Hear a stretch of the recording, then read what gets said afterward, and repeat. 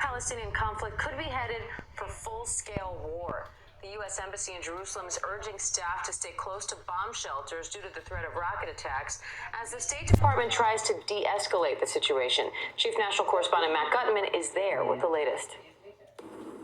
Overnight, the sky igniting with Israeli airstrikes and Hamas rocket fire. As Israeli warplanes howled over Gaza, this salvo of missiles ripping into this 14-story building, drone video flying over the debris fields. Israel said it was targeting Hamas infrastructure, but warned civilians before bombing. Palestinian health officials say over 80 people have been killed, including Hamas operatives, but also dozens of civilians and at least 17 children, nearly 500 wounded. Hamas has launched over 1,600 rockets towards Israel the past few days. Those rockets targeting the Tel Aviv metro area where nearly half of the population lives. A Palestinian rocket hitting this Israeli apartment building. Rescuers scrambling to get people out. Some brought out on stretchers. Those air raid sirens wailing almost hourly, including while we were on the air. Another siren sounding, which means there's about a minute and 30 seconds before the rockets start falling. There they are. You can see some of it looks like Iron Dome.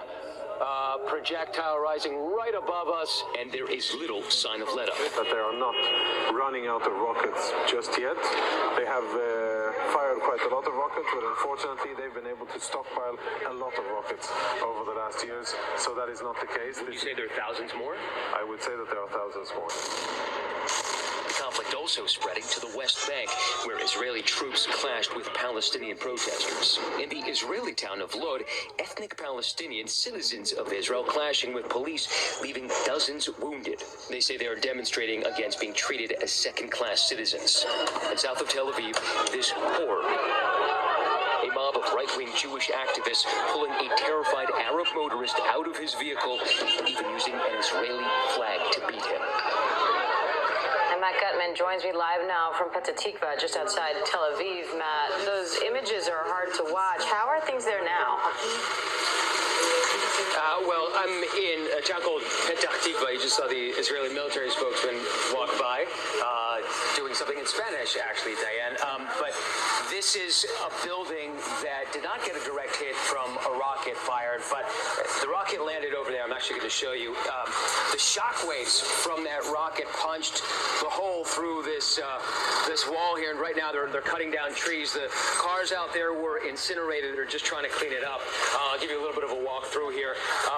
Shattering this entire building, all the buildings around, firing shrapnel 360 degrees and creating this fireball. So I'm going to show you a detail here because everything looks black. And this is the kitchen. Now, it looks like the walls are black, but all of that is actually soot.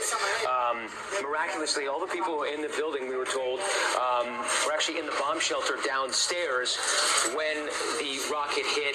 Nobody was killed. A couple of people were lightly wounded, but nobody was badly hurt. Now, about an hour and a half ago, we were down here doing some reporting, talking to people, when there was another air raid siren. All the people who were here trying to pick up their possessions or whatever is left. You can see hit hard, huh? cases everywhere, and it gives you a sense of the power of those rockets.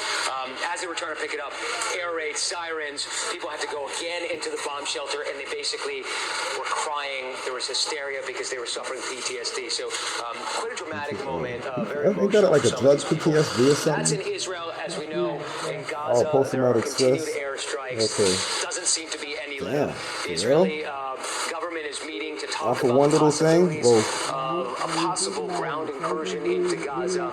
So despite the UN's, despite President Biden's hope that this is going to be the end of violence soon, it doesn't look like that's going to be the case, Diane. And Matt, people Look like there they about live to in get their very butt handed close to 'em. quarters. They live close to each other. So how are they reacting to all of this and knowing that their That homes are sells it. It's not a vulnerable at fake any moment? war. Like we thought it I was. think you just hit the nail on the head. They just feel I extraordinarily wasn't sure. I was on the vulnerable. fence. And so most But of the this people who confirms spoke it right to here. frankly, they say, okay, we've got to attack Gaza. We've got to put an end to Hamas. We've got to retaliate. There's a smaller subsect of the people with whom I've spoken who say, okay, Oh, damn. to come to terms with these people. Yeah, okay. Now that's a little attack. That's the missile that went through a building. Damn, they really. Wow. Understanding here is that this seems to be an untenable way of living. Just that nobody can seem to claw their way out of it, Diane. And that And President they wouldn't leave that Biden country has with nothing. spoken to Prime Minister Benjamin Netanyahu. They're all stuck in He's that calling country for and they're both getting sides to RFID chip. de-escalate. This So, is what's the crazy. latest on the efforts to try to broker a ceasefire? Well, we know that a top U.S. official from the State Department is being sent here.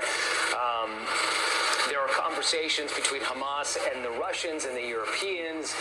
Hamas says it is willing to enter into a ceasefire with Israel, provided that Israel stop any activities on the Temple Mount in Jerusalem. That's not likely to happen at all, especially with the Israeli cabinet meeting today to discuss possible incursions. Now, the Israeli military tells me they have no timeline right now, which means this could go on for days or even longer.